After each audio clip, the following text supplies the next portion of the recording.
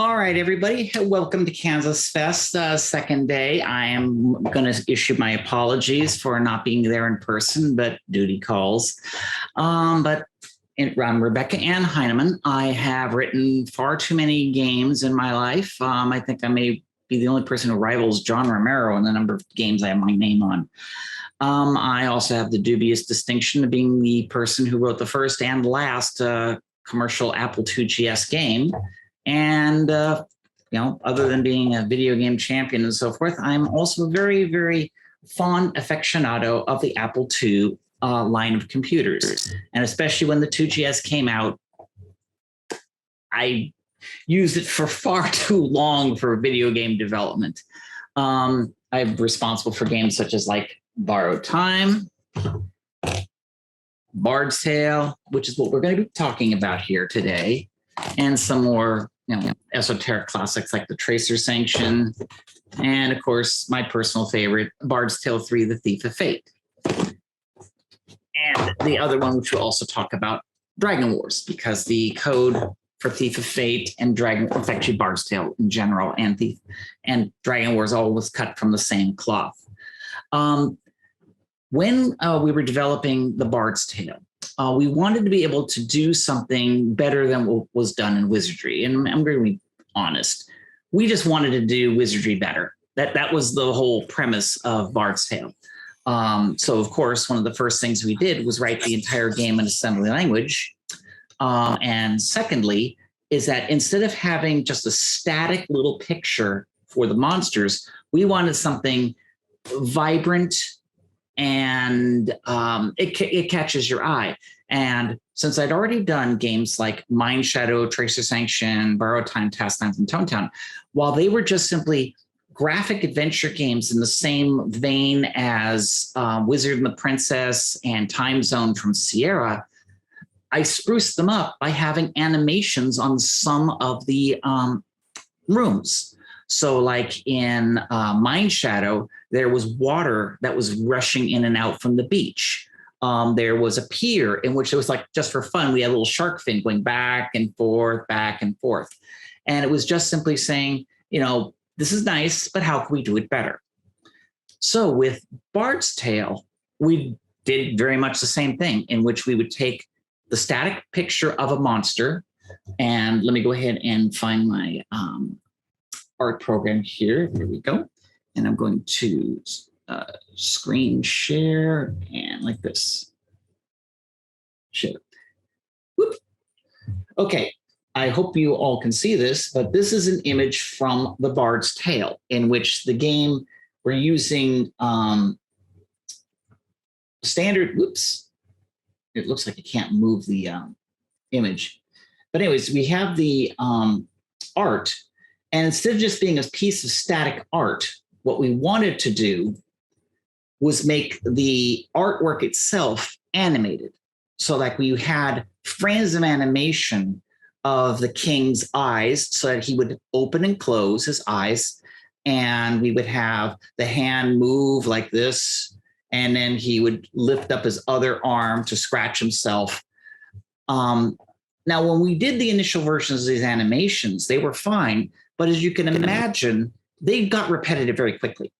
So if you had a character who just sits there and just does this with his eyes, within about 10 seconds, you'll start seeing the loop, and it breaks the suspension of disbelief. So I then suggested to our artists, why don't we do this? Create regions on the screen and do independent animations, and they all have their own timings. So like we would have the eyes and would blink. Then we would have the arm itself, and the arm is designed, when we told the artist, do not ever have the arm cover the eyes. And then the arm would just do this. And then this would scratch. But since each animation was running at its own frame rate and its own loop time, like the eyes would only be, it would be an animation that would last like 30 seconds. Because it would be blink, wait a long time, blink, wait a short time, blink again, wait a long time. So it takes like 15, 20 seconds for the entire animation to loop, where the arm is literally So the animation itself loops in about 2 seconds. But if it's doing this and the blinking takes a lot longer, all of a sudden, this static 2D image became a lot more vibrant, a lot more alive. And it really greatly improved how the artwork looked like whenever you saw a monster or something like that inside of a Bard's Tale. Problem. All these different frames of animation, of course, was going to take a lot of memory, because as you can imagine, if I had an entire picture and only change the eyes, and then I had that picture and I do it again and again and again, it would just fill up Apple II memory. And remember, this game's supposed to fit in at the time, a 64K Apple II, not 2GS, it Apple II, the original one. So memory was a problem. Now, there's an interesting thing in math. It's in bitwise math in computers, and that is the algorithm known as XOR. In computer terms, XOR is if you take a bit and another bit. If they are the same, the answer is 0. If they are different, the answer is 1. So effectively, if you take one image and then XOR it with another image, what results is everything that is the same is going to be 0. Everything that is different is going to be 1. So therefore, instead of having an entire image to be recorded and saved off, I only need to save off what is the changes. And as you can imagine, the eyes blinking is only going to be maybe about 10 pixels. So the final amount of data is just simply X and Y coordinate of this eye, the span of what is to be changed, X, Y of this eye, the span of what to be changed, end of data. And of course, because I only have to modify just these bytes, the animation, as far as the computer is concerned, is very, very fast, meaning that a 1 megahertz Apple II unaccelerated can easily run these animations at a relatively high speed, effectively 30 frames per second. Now in Bard's Tale, just so you know, the frame rate the ticks was 15 at a second. So technically, it was all designed from the ground up to have a maximum frame rate of 15 frames per second per animation. And of course, that's simultaneous. So it's 15 frames per second, everything's running, et cetera. And it gave us plenty of time to handle sound and other things, because as you may remember, the Apple IIgs or Apple II version of Bard's Tale, one of its calling cards is that it had music playing while animation was playing. So, and you need a lot of CPU time just to do audio. Now, here's another little trick about XOR, is that if you take an image, XOR it with some data, it turns it into image B. So you have image A, which is the eyes are open, and then you have image B, the eyes are closed. The only thing difference between them is this small piece of data, which will turn image A into image B. However, the reverse is true. If I took image B, apply that very same data, it turns back to image A. So now all I need to be able to do the eye blinking is the image of the eye open, the image of the eye closed from the artist, the tool, which will then XOR the two, generate the difference data, and then the artist would generate a small script. This was just a little Apple II text file, which simply said, 15, which is the number of ticks, which is 1 second, and then, switch to image B. 2, for 2 ticks, switch to image A. 2 ticks, switch to image B, 2A, and like that. That's how the script worked.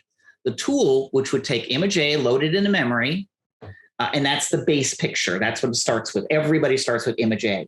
But then it would say, put a timing value, compare it to image B, store the data, do the next timing. But then when the tool says, oh, you want to go to image A, what's the differences? Wait a minute. This data of the difference between B and A is the same as we produced before. I'm just going to point that same old data and just toss out this extra extraneous duplicate data. So in the end result, all the animation file is timing, play this tiny bit of difference data, timing, same data, timing, same data, timing, same data. End result is that the character's sitting there, blink eye, open eye, blink eye, open eye. And that's why the animation can be as long as you want, because all you're really adding to it is another timing mark, play the same data, timing mark, play the same data. So it's like 1 byte for the timing, 2 bytes for the pointer to the data, which is always the same. And at that point, we now had this, in this case, a 30-second animation, which only to occupied, I think the grand total of that one was like about 50 bytes, which was one of the ways on how in the world I can actually fit all this animation and all this art on a couple of floppy disks. Because remember, the Apple II floppy disks are only 140 glorious K per side. And the original Bard's Tale, like here's Bard's Tale 2. And let's take a look, shall we? Oh my goodness. 4 glorious sides. So I had to fit a game with 80 pieces of art in, what is it, 140 times 4? It's a 560K. And that also had to put in the sound, the code, the maps. Yeah, that's, there were many, many burgers and late nights coming up with how to fit all this in this box. So with this technique, I then instructed the artists to actually in this case, it's just really one guy, Todd Kamasta. He is an inhuman art machine. I mean, I will always give kudos to Todd Kamasta for his beautiful, beautiful work. But he had to be instructed that when he was doing the animations for Bard's Tale 1, 2, 3, and eventually Dragon Wars, was that when an animation is created, don't really do animations that would require an independent frame for the whole thing. Example, there was an image of a sorcerer. He had his arm up like this, holding a staff. He had his other arm doing this. But the staff, the tip of the staff, had this swirling magic ball. The problem was that the swirling magic ball had something like 20 frames of it, and they were non-repeating. So as you can imagine, that actually filled up memory like crazy.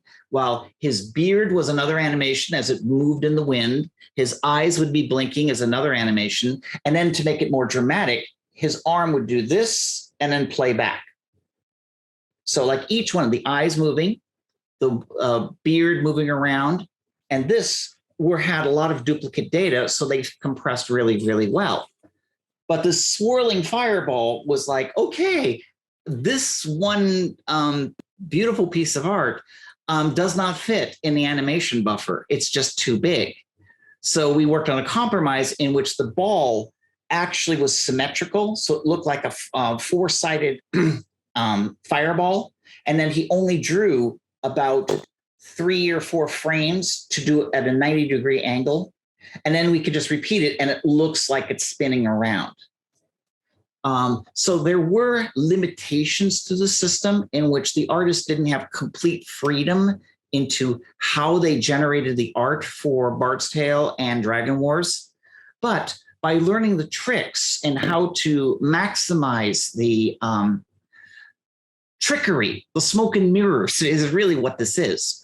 By maximizing the smoke and mirrors in this animation system, it allowed the game to fit all this data in there. But it wasn't done yet. No. You see, the issue we had is that when I went to the 2GS version of Bard's Tale, the 2GS version, the art was much, much higher resolution. And then we also had all this music to play. And of course, in their infinite wisdom, they tell me it's got to fit on a single floppy. Now, granted, this is 800K, but still, when you're doing art that's at least 4 times larger and now you add audio effects and so forth, 800K doesn't go very far. How to solve? This is where XOR comes in again. When you take a compression algorithm like LZSS or Huffman, in Bard's Tale, I first used Huffman, but then when I went to Dragon Wars, I changed over to DLZSS because it got me better compression. These compression algorithms work best if there's lots of zeros in your image. So me being the psychotic idiot that I am, thought outside of the bun, how to take that static image and make it so that I could pre-process it in a way so that the compression algorithm would actually do a better job. Because like you can imagine an image with a nice, beautiful blue sky and the bottom is green grass. But the algorithm says, okay, I got a bunch of blue pixels, so I go ahead and compress those. Then I got a bunch of green pixels, I got to compress those. But since they're different data, it actually has to store them in the compression algorithm, like the Huffman tree or the DLZSS back tree, as either blue pixels or green pixels. But what if you take the first scan line of the image, XOR it with the line directly below, and store the changes, do it again and again and again. So what you have left is a scan line of pure data that's untouched. But what's next is a scan line of the differences between that line and the one directly above it. So then when you reconstruct it, you do this again and again and again. So then what will happen is that you have this image of the blue sky, which the first line is blue, but then the next line is zeros, zero, because it's the same blue line. So 0, 0, 0, 0, 0. So when the compression algorithm looks at it, it says, oh, I got a line of blue. Oh, then I got this gigantic chunk of zeros. But then when it does the transition from the blue sky to the green, there's one line of data, which turns all the blue pixels to green. But then the subsequent ones are back to zero again, because it's green, green, green, green, green. But since they're all the same, it turned it all to zeros. As a result, all of the data got turned into a huge number of zeros. And the artists were asked, try to emphasize vertical style art. Like when you draw a building, use vertical columns because it helped with the algorithm to compress it to a smaller size. So if you were to, let's say, take Bard's Tale GS or Bard's Tale for the Apple II, for the Bard's Tale 3 or Dragon Wars, and you pull down the compressed data and then you decompress it and you look like, this is not a picture. It looks like it's like a black image almost because, zero is black. No, what you do is you take the first line, XOR it with the next one below, keep repeating and you reconstruct the image. With this, I was able to take all the art, the static art, including wall art, background art, every single piece of art in the game, and I reduced it by about half. And it was what enabled me to both with Bard's Tale 3, instead of being 20 levels like Bard's Tale 1 was 16 levels, Bard's Tale 2 is 25, but Bard's Tale 3 had 70. And that was because I was able to take all the art of the game, pre-process it by using XOR, and then compress it. So there's double compression. One's pre-processing, it doesn't compress anything actually, but the second one actually does the compression, but it just does a better job at it. I was able to fit everything. But that's not all. Did you know you could do this with audio data too? Now with audio data, you don't use XOR. You use subtraction, because audio waveforms go like this and down so that you have an upward slope. So basically you start with 1, 2, 3, 4, 5, 6, 7, they vary a little bit. And then they start going down in negative numbers, they go back up. But if you took the first byte of your audio file, leave it alone, then just subtract it from the next one, store the difference. What will happen is you get an audio file that are mostly zeros, ones, twos, and threes, where only the large numbers are when the music's really vibrant or moving around.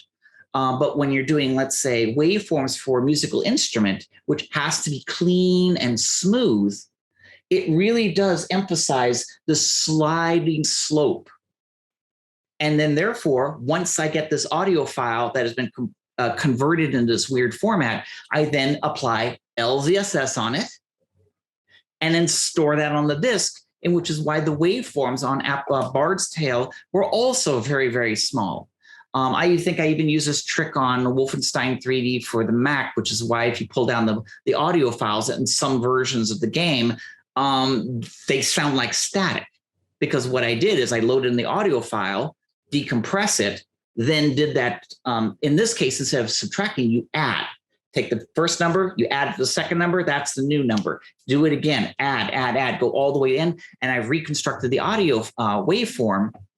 And at that point, I saved a lot of space because you got to think outside the bun. I don't know if I have time for any QA here. Let's see here. I have a question. Let's see, Eric's Edge writes, nice creative solution to XOR it. Equant writes, no kidding. I'm looking at the YouTube channel.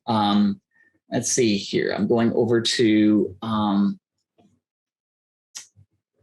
don't see anything for me on KansasFest, but essentially, I'll just go back to my talk, little things, but essentially by using a pre-processing pass on some of my data, such as like the mazes, the mazes were done with XOR, the static images were done with XOR, the audio was done with subtraction.